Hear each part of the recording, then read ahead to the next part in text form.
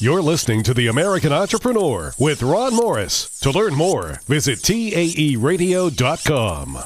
Let's go to Bill Peduto. Hey, Ron, it's good to talk to you. Three things I just got to mention because they all go back to local. Number one, should never have immediate family members in any type of arrangement once you're an elected official. That's part of what you give up. There's a lot that you get. One of the things you have to give up is the direct family members, and we're dealing with that right now in the city of Pittsburgh.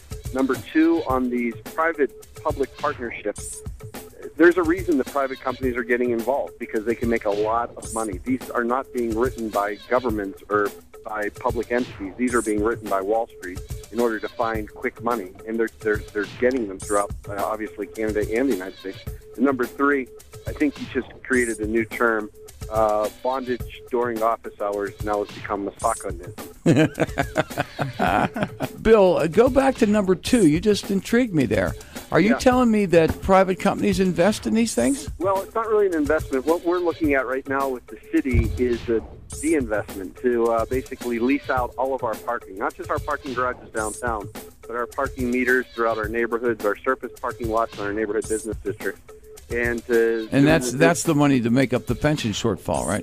Yeah, that's what it's being put towards. There's other ways that we could possibly do that, but this idea has been around since Bob O'Connor was the mayor, and it's always been sort of pushed off. It's being proposed in other cities as well. In Chicago, they have a controller. He's called the Inspector General. He took a look after they did it, and what he found was they had left over $1 billion on the table that the city could have received. Wow. But didn't because they rushed it through their city council. Wow. And so we brought their aldermen in to talk to us about it. And what they said is do your due diligence, but make sure you have independent research. Right now, the research that we're getting is from Morgan Stanley, who's also involved in the deal and is out to make by contract $3 million minimum if the deal goes through. That's just the fee for getting the deal to get done. If it's over certain points, then they get percentage of the deal as well.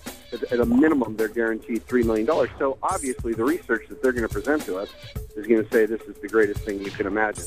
By the way, the same guys that are involved were involved in Chicago, and it includes Mayor Daley's nephew. Jeez. So those are the guys trying to get this done for Pittsburgh now. And in Chicago, they realized that the city came up short $1 billion. Are you telling me in Chicago, Morgan Stanley did the deal? Yeah. And the executive with Morgan Stanley is a relative of Mayor Daley? Apparently, he did not work on that deal, although the article out of Chicago says otherwise. He's the one who's doing Pittsburgh's deal. So there's a Daley in Pittsburgh putting it. Good Lord, does that smell? There's another radio station saying, how dare council stick its nose in this and find some independent professional financial organization to tell us whether or not it is a good deal. Exactly. How can it be that the same people that are selling you the deal are giving you the data? And the chair of the committee that's looking at it also serves as the paid solicitor for our pension fund, who is also on the parking authority. The parking authority chair is the mayor's budget director, who's also the city's finance director, and it's all incestual. So all the information that council is being given to make probably the most important vote that I'll make, how the parking will affect the city of Pittsburgh and our neighborhoods for the next 50 years, is all being done through one small group. And we're being told, don't look any other direction, just do this. To hear more of the American Entrepreneur, Ron Morris, talking business, visit TAEradio.com.